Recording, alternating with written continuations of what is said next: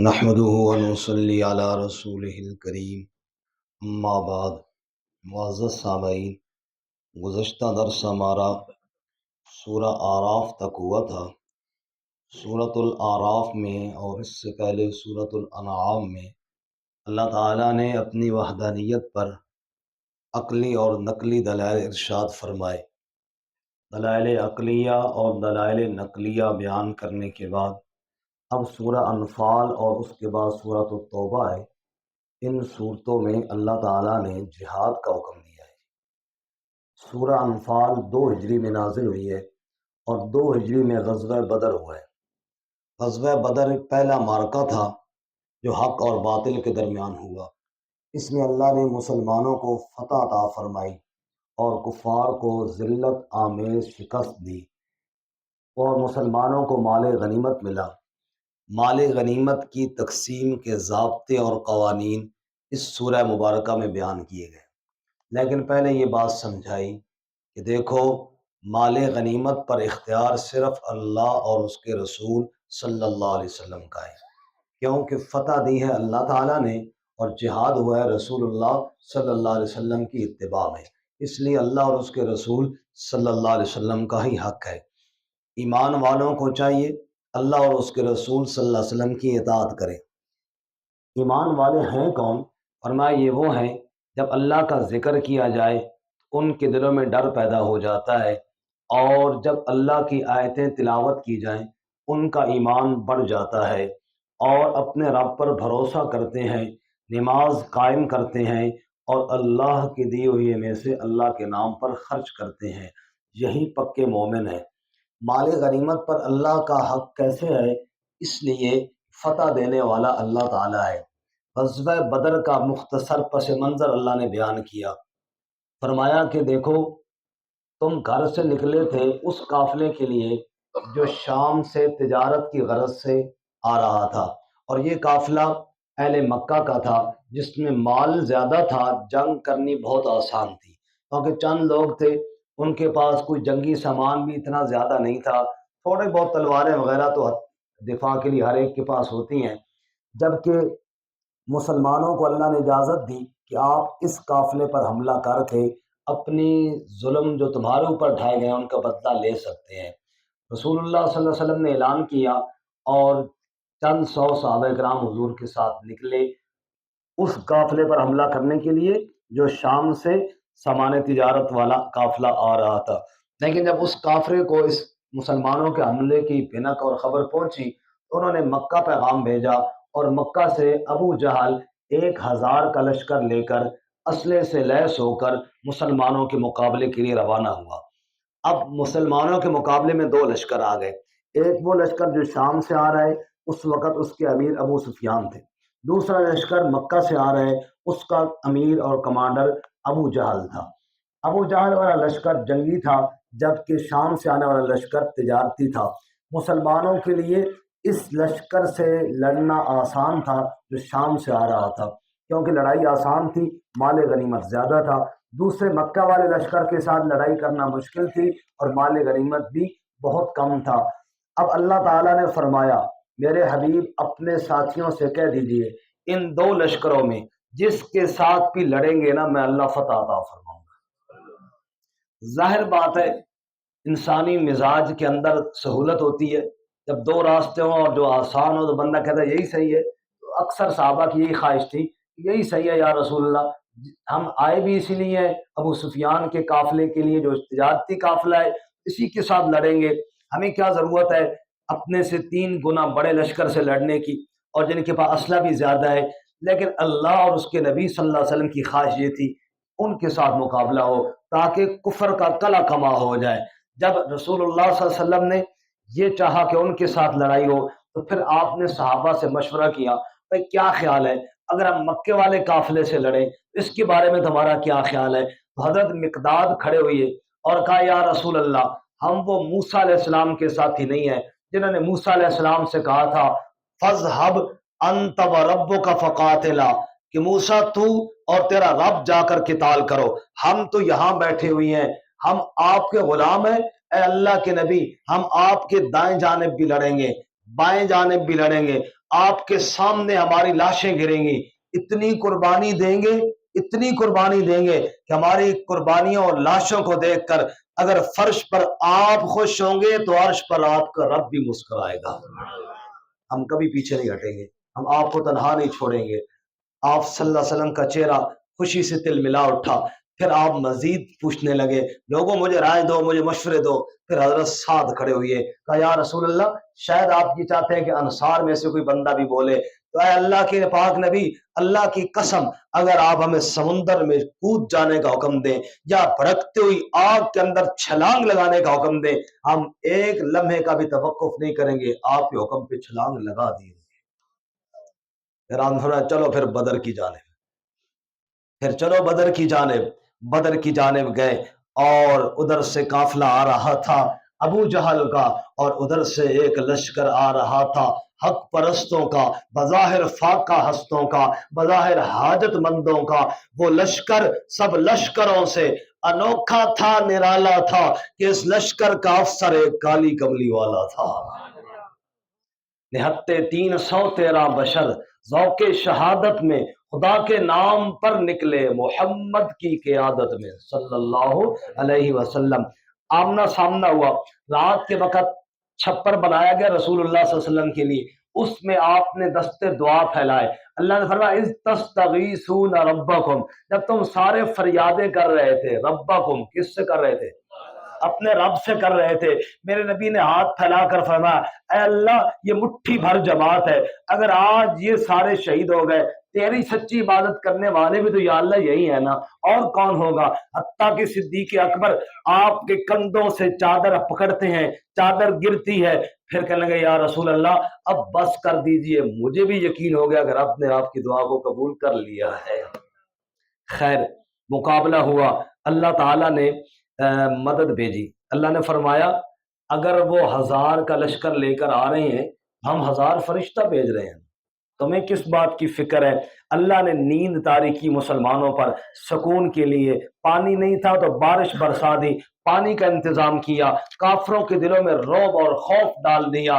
رسول اللہ صلی اللہ علیہ وسلم نے ایک ریت کی مٹھی بھری اور کفار کی جانب پھینکی، اللہ نے کہا وما رمیت اذ رمیت ولکن اللہ رما، میرے حبیب وہ مٹھی پھینکی تو تو نے تھی لیکن پہنچائی میں نے ہر ایک کی آنکھ میں۔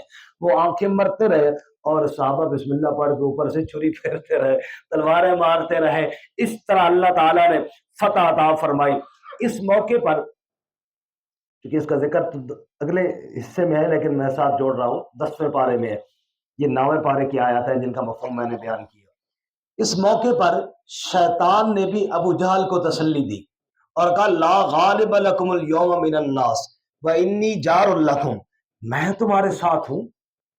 ابو جہل صاحب پریشان ہونے کی ضرورت کوئی نہیں، ہمت کرو، اگر مسلمانوں کے پاس لشکر زیادہ بھی آ گیا نا تو ہمارے پاس شتونگڑے بہت ہے، میں سارے شیطانوں کو لے کر آ جاؤں گا۔ اور یہ ایک بڑا بزرگ بن کے آیا، ابو جہل کو تسلی دی۔ میدان میں اترے، جب جبرائیل علیہ السلام آئے نا تو ابلیس کو ریورس گیئر لگا، یہ بھاگا وہاں سے۔ تو ابو جہل نے کہا بھائی بزرگوں کدھر جا رہے ہو؟ تو سدا بڑے وعدے کیتے، تو سدا بڑا فرمایا کہ میں تھوڑے نال ہاں، کدھر جا رہے ہو؟ اس نے کہا انی ارا ما لا ترون، تسی جا کے کوٹ کھاؤ، میں نے تو وہ دیکھ لیا جو تمہیں نظر کوئی نہیں آتا۔ وہ شیطان وہاں سے بھاگ گیا۔ اللہ کہتے ہیں شیطان کے ساتھ دوستی لگاؤ گے تو ایسا ہی کرے گا، تمہیں مروائے گا اور خود بھاگ جائے گا، اور رحمان کے ساتھ دوستی لگاؤ گے ہر میدان میں تمہاری جیت ہی جیت ہوگی۔ اس لیے مال غنیمت پر اختیار کس کا ہے جی؟ اللہ کا۔ ایک اور مثال اللہ نے سورہ میں دی ہے، فرمایا وہ وقت بھی یاد کرو نا کہ جب کفار میرے نبی صلی اللہ علیہ وسلم کی قتل پر متفق ہوئی ہے۔ راجہ سفرا صاحب جگہ سو گئے، غزوہ بدر صحابہ سوتے ہیں تو سیت تھی، میں تو تراوڑی سو گئے۔ آپ صلی اللہ علیہ وسلم نے ارشاد فرمایا، وہ اللہ تعالیٰ نے فرمایا وہ وقت بھی یاد کیجئے جب کفار مشورہ کر رہے تھے میرے محبوب صلی اللہ علیہ وسلم کو نعوذ باللہ جان سے مارنے کا۔ سنیے جی، وَإِذْ يَمْكُرُ بِكَ الَّذِينَ كَفَرُوا لِيُثْبِتُوكَ أَوْ يَقْتُلُوكَ اور یخرجوکا، کہنے لگے یا تو آپ کو قید کیا جائے، یا آپ صلی اللہ علیہ وسلم کو جلا وطن کیا جائے، یا آپ صلی اللہ علیہ وسلم کو نعوذ باللہ جان سے مارا جائے۔ اللہ فرماتا ہے وَيَمْكُرُونَ وَيَمْكُرُ اللَّهُ، ادھر وہ تدبیر کر رہے تھے میرے نبی کو مارنے کی، اور میں اللہ تدبیر کر رہا تھا اپنے محبوب کو بچانے کی۔ واللہ خیر الماکرین، تدبیر پھر کس کی کامیاب ہوئی؟ ہجرت کی رات ہے، تلواریں لے کر کھڑے ہوئی ہیں، رب نے کہا میرے محبوب ان کے درمیان سے نکل جاؤ، ان کے درمیان سے نکل جاؤ۔ یا اللہ وہ تلواریں لے کر کھڑے ہیں، اور میں میرے محبوب ایسے قدرت کے پردے لگاؤں گا نا، ہر چیز دیکھیں گے لیکن تجھے نہیں دیکھ پائیں گے۔ بچانے والا کون ہے جی؟ ایک اور بات بھی مشرکین کی اللہ نے نقل کی، اور اس کا جواب بڑا خوبصورت دیا۔ اللہ فرماتے ہیں یہ کافر، یہ مشرک ایک دفعہ کعبہ میں آئے، جب بدر کے لیے آئے تب بھی گئے تھے، اس کے علاوہ بھی، اور دعا کر رہے ہیں کعبے کا غلاف پکڑ کے نا، ابو جہل اور اس کی پارٹی دعا کر رہی ہے۔ جاہل ہو تو ایسا ہو نا، جا رہے ہیں اللہ کے نبی سے لڑنے اور دعائیں اللہ سے مانگ رہے ہیں، کہتے ہیں اللہم ان کان ھذا هو الحق من عندک فامطر علینا حجارۃ من السماء او ائتنا بعذاب علیم۔ اے اللہ اگر یہ قرآن حق ہے، محمد صلی اللہ علیہ وسلم تیرا واقعی نبی ہے، ہم نہ تیرے قرآن کو مانتے ہیں نہ تیرے نبی کو مانتے ہیں، نعوذ باللہ۔ فامطر علینا حجارۃ من السماء، اے اللہ ہمارے اوپر پتھر برسا آسمان سے، نعوذ باللہ، اب ائتنا بعذاب علیم، یا کوئی اور دردناک عذاب دے۔ یہ ان کا مطالبہ تھا رب کے کعبہ میں آ کر عذاب کا، پتھر برسا۔ اب میرا بھی دل کرتا ہے آپ اگر ایسے بے ایمان پہ تو برسنے چاہیے پتھر۔ جب یہ ہمارا سوال ہوا نا یا اللہ کیوں نہیں برساتا ان پہ پتھر، جواب سنیں گے تو ایمان تازہ ہو جائے گا۔ اللہ نے فرمایا ما کان اللہ لیعذبہم وانت فیہم، پتھر کیوں برساؤں، نیچے رحمت للعالمین جو رہتے ہیں، جس شہر میں میرا محمد رہتا ہو اس شہر میں پتھر برساؤں۔ ما کان اللہ معذبہم وہم یستغفرون، اور نمبر 2 یہ کبھی کبھی استغفار بھی کرتے ہیں، اور جو قوم استغفار کرتی رہے اس پر بھی میرا عذاب نہیں آتا۔ یہ 2 وجہ ایسی ہیں میرے بھائیوں، میرا نبی تو اتنی رحمت والا ہے، اتنے پکے کافر بھی بے عذاب نہیں آتا میرے نبی صلی اللہ علیہ وسلم کی وجہ سے۔ تو امتی پہ کیوں پھٹکار پڑی ہے؟ اس لیے کہ اس نے اپنے نبی کے ساتھ وفا چھوڑ دی ہے۔ نبی کے ساتھ وفاداری کیجیے، اللہ تعالیٰ دنیا میں بھی بچائے گا اور اللہ آخرت میں بھی بچائے گا۔ اچھا اب اللہ نے فتح دی بدر میں جی، وہ قیدی 70 مارے گئے نا کافر، اور 70 کیا ہو گئے؟ پکڑے گئے۔ ان کے بارے میں مشورہ ہوا کہ کیا کیا جائے۔ حضرت عمر رضی اللہ تعالیٰ عنہ نے فرمایا یا رسول اللہ جو میرا رشتہ دار ہے نا میرے حوالے کرو، اور کہو کہ اس کا سر قلم کر، جو آپ کا قریبی ہے آپ خود کریں۔ اسی طرح ہر ایک کو اپنا قریبی رشتہ دار دیں اور اس کو قتل کر دے، تاکہ پتہ چل جائے آج سارے رشتے ختم ہو گئے، صرف اسلام کا رشتہ باقی ہے۔ ٹھیک ہے لیکن بہت ڈاڈی گل کی تھی۔ ابو بکر صدیق رضی اللہ عنہ مشورہ دیا یا رسول اللہ ان کو چھوڑ دیتے ہیں فدیہ لے کر، فدیہ لیں گے تو کچھ ہمارا فائدہ ہو جائے گا اور کچھ ان پر بھی احسان ہوگا، مارتے نہیں ہیں، پہلے بہت مر گئے ہیں باقی۔ فرمایا ٹھیک ہے جی۔ اللہ تعالیٰ نے فرمایا میرے محبوب باقی باتیں تو ٹھیک ہے، لیکن یہاں پر مجھے رائے جو پسند آئی تھی وہ عمر والی رائے تھی، سمجھ آئی؟ آج رشتے باقی ختم ہونے چاہیے تھے، لیکن اب جو تم نے لیا ہے وہ جائز ہے، وہ کھاؤ اور حلال پاکیزہ ہے۔ یہاں پر بات تو اتنی ہے جو میں نے آپ کو سنا دی ہے۔ حدیث پاک میں ایک واقعہ آیا ہے اس موقع پہ، اگر آپ کی توجہ ہو تو میں وہ بھی سنا دوں۔ رسول اللہ صلی اللہ علیہ وسلم کے داماد تھے حضرت زینب رضی اللہ تعالیٰ عنہ کے شوہر ابو العاص، وہ بھی مشرکین کی طرف سے لڑنے کے لیے آئے تھے اور گرفتار ہو گئے تھے۔ جب پیغام گیا نا مکہ میں بھئی اپنے قیدیوں کو چھڑواؤ اور فدیہ بھیجو، تو حضرت زینب نے بھی اپنے شوہر کو چھڑانے کے لیے فدیہ بھیجا، اور فدیہ میں وہ ہار بھیجا جو اماں جی خدیجہ الکبریٰ رضی اللہ تعالیٰ عنہ کا ہار تھا، اور انہوں نے شادی کے موقع پہ اپنی بیٹی زینب کو دیا تھا۔ وہ ہار جب آیا نا میرے نبی صلی اللہ علیہ وسلم کے ہاتھوں میں، تو آپ صلی اللہ علیہ وسلم کو حضرت خدیجہ کی یاد آئی۔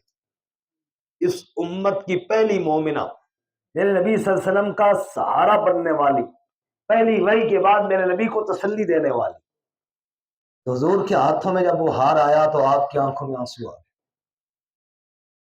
پھر آپ صلی اللہ علیہ وسلم نے صحابہ کو بلایا اور حضور نے فرمایا میرے صحابہ ایک بات تم سے کرنا چاہتا ہوں۔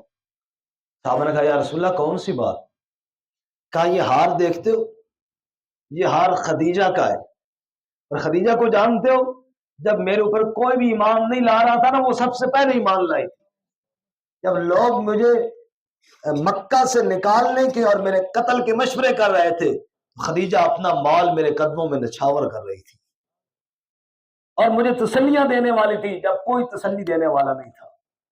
آج پہلے جنگ ہوئی ہے، پہلا جہاد ہوا ہے اسلام کا، اور اس میں خدیجہ کا ہار آئے اور میں وہ فدیے کے طور پہ لوں، یہ میرا دل نہیں چاہتا۔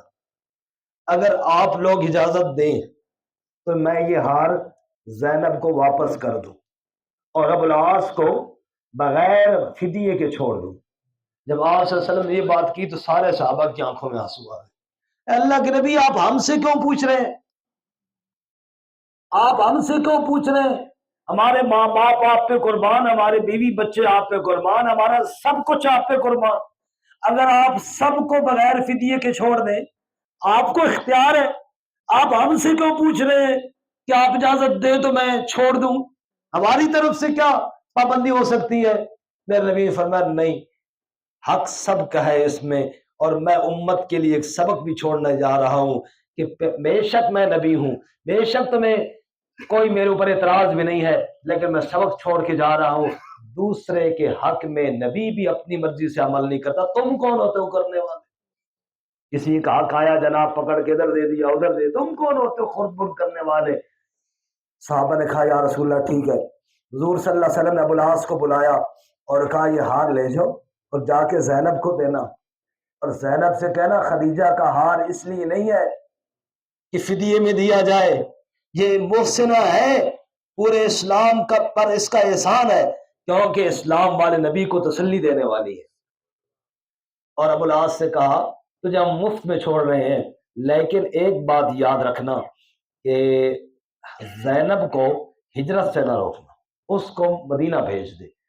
حضور صلی اللہ علیہ وسلم فرمایا کرتے تھے ابو العاص بھی پھر بہت ہی اچھے داماد ثابت ہوئے کہ مکہ جا کر اگر وہ زینب کو نہ بھیجتے تو روک سکتے تھے، لیکن انہوں نے وعدہ پورا کیا اور زینب کو مدینہ ہجرت کے لیے بھیج دیا۔ ایک یہ بات، ایک اور بات جی وہ بھی بڑی عجیب ہے۔ جب میرے نبی صلی اللہ علیہ وسلم طائف سے واپس آئے نا، اور طائف والوں نے میرے نبی کو زخمی کیا، تو حضور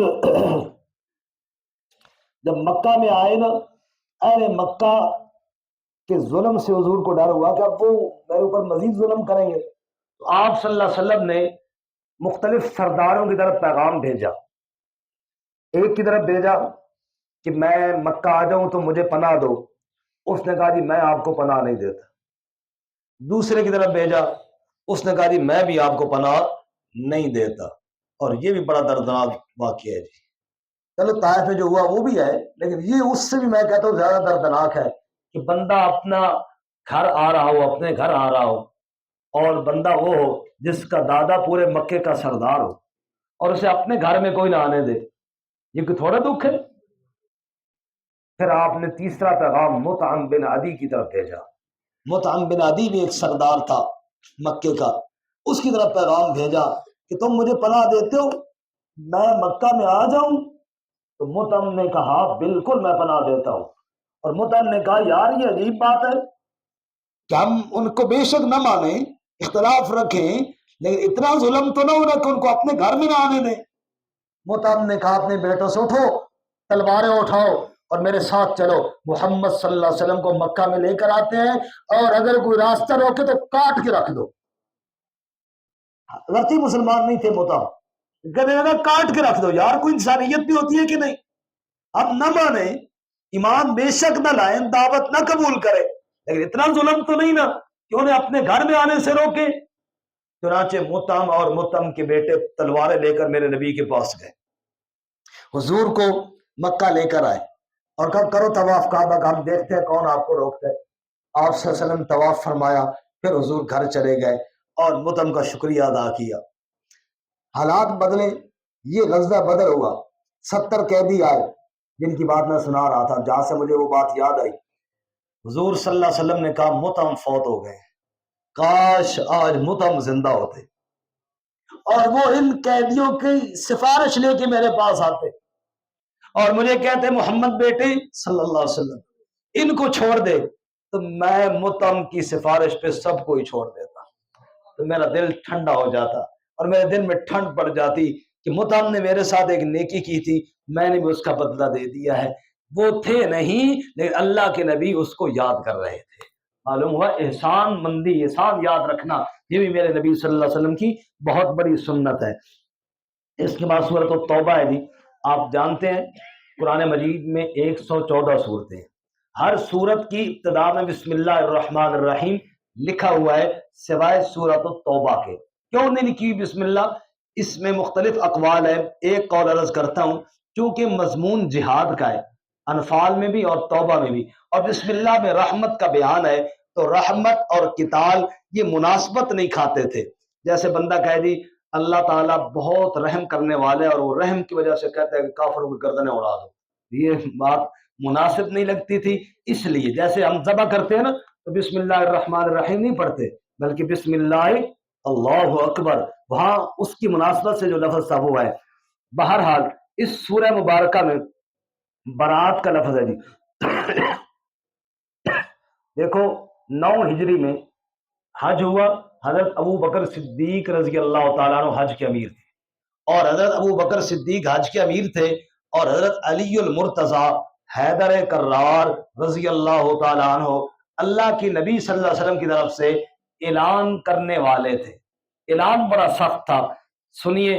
حج کے ایام میں، مینا میں، عرفات میں ابو بکر حج کے امیر ہیں اور علی حیدر کرار اعلان کر رہے ہیں برات من اللہ ورسولہ الی الذین عاہدتم من المشرکین، اللہ اس کے رسول کی طرف سے مشرکوں کے ساتھ برات ہے، کوئی تعلق نہیں، 4 مہینے کی مہلت ہے، یا تو اسلام قبول کرو یا پھر آؤ میدان میں تمہارے ساتھ مقابلہ ہوگا۔ یہ دھڑلے والا اعلان تھا، یہ کر رہے حضرت علی رضی اللہ تعالی عنہ۔ صحابہ کرام کی ذہن میں کچھ شبہات آئے، ان کا جواب دیا۔ ایک شبہ یہ آیا یہ تو مشرکین جو ہیں یہ تو بیت اللہ کے متولی ہیں، ان کے ساتھ جہاد کیسے ہوگا؟ جواب آیا ما کان للمشرکین ان یامروا مساجد اللہ، مشرکین کا کیا کام ہے کہ وہ اللہ کی مسجدوں کو آباد کریں؟ مسجدوں کو آباد کرنے والے تو ایمان والے ہوتے ہیں۔ مسجدوں کو آباد کرنے والے کون ہیں بولو؟ اس کے بعد سوال پیدا ہوا بعض کے ساتھ رشتہ داریاں بھی ہیں، ورنہ اگر رشتہ دار اللہ اس کے رسول کی محبت پر غالب ہے پھر اللہ کے عذاب کا انتظار کرو۔ ایک سوال یہ پیدا ہوا ان کے ساتھ تجارت بھی ہے، فرمایا تجارت کی ضرورت نہیں ہے، رزق اللہ کے ہاتھ میں ہے، اللہ تمہیں رزق دے گا، اور اگر تم اس سب کے باوجود تم نے جہاد نہ کیا تو اللہ کو تمہاری کوئی ضرورت نہیں ہے۔ دیکھتے نہیں ہو جب محمد میرا محبوب صلی اللہ علیہ وسلم اپنے یار کے ساتھ غار میں تھا تو میں نے کیسے حفاظت کی؟ میں اللہ اب بھی کر سکتا ہوں۔ اللہ تنصروہ فقد نصرہ اللہ اذ اخرجہ الذین کفروا ثانی اثنین اذ ہما فی الغار، جب وہ 2 میں دوسرا تھا، دونوں غار میں تھے، اذ یقول لصاحبہ، جب آپ اپنے صاحب، اپنے دوست اور صحابی سے فرما رہے تھے لا تحزن ان اللہ معنا، ہم نہ کر، ہم اکیلے نہیں، اللہ بھی ہمارے ساتھ ہے۔ آمن الناس بر مولائے ما، اقبال نے بھی کیا خوب کہا، اللہ اقبال کی قبر پر رحمت نازل فرمائے۔ آمن الناس بر مولائے ما، کلیم اول سینائے ما، ہمت یوں کشت ملت راچوں ابر ثانی اسلام و غار و بدر و قبر۔ اقبال کہتے ہیں او میرے نبی پر بہت بڑا احسان کرنے والا، میرے نبی پر پہلے پہلے ایمان لانے والا، امت کا کھیت جب اجڑنے پہ آتا تھا ابو بکر باران رحمت بن کے برستا تھا، کیوں نہ برس سے؟ ثانی اسلام و غار و بدر و قبر، اسلام میں بھی ثانی، غار میں بھی ثانی، بدر میں بھی ثانی، اور آج قبر میں بھی میرے نبی کا ثانی ہے۔ بن یار نبی دیاں یاراں دا شک ہوئی تا چل مدینے ویکھ لے جوڑ نظارہ دا۔ بہرحال اس کے بعد غزوہ تبوک کا واقعہ ہے، اور غزوہ تبوک کا واقعہ ذرا تفصیل سے ہے، گرچہ دہرانا تو آج کے سبق میں ہی چاہیے تھا لیکن پھر بات کافی لمبی ہو جائے گی۔ انشاءاللہ غزوہ تبوک کا واقعہ سورۃ توبہ میں جہاں ہو رہا ہے وہ انشاءاللہ ہم کل کے سبق میں دہرائیں گے انشاءاللہ۔ اللہ تعالیٰ عمل کی توفیق عطا فرمائے۔ جمعۃ المبارک کا دن ہے، اول وقت میں جو شخص جمعہ والے دن مسجد میں آتا ہے، رسول اللہ صلی اللہ علیہ وسلم نے ارشاد فرمایا اللہ کی راہ میں اونٹ صدقہ کرنے کا ثواب ملتا ہے۔ کتنا جی؟ اونٹ کا ریٹ پتہ کیجیے نا، انشاءاللہ طبیعت ٹھیک ہو جائے گی میرے سمیت سر۔ اتنا بڑا ثواب بندہ ضائع کرے، اور مزے کی بات یہ ہے کہ ہمارے ہاں تو آج کل 15 سے 20 منٹ بیان ہوتا ہے سر، آدھا گھنٹہ ٹوٹل۔ 1 بجے ہم شروع کرتے ہیں، 1:30 بجے ہم ختم ہو جاتا ہے۔ آدھے گھنٹے میں اگر اونٹ جتنا ثواب مل جائے تو وہ سودا وارث ہے کہ نہیں ہے؟ اس لیے کوشش فرمائیں کہ 1 بجے سے 5 منٹ پہلے سارے احباب تشریف لائیں۔ اللہ تعالیٰ عمل کی توفیق عطا فرمائے۔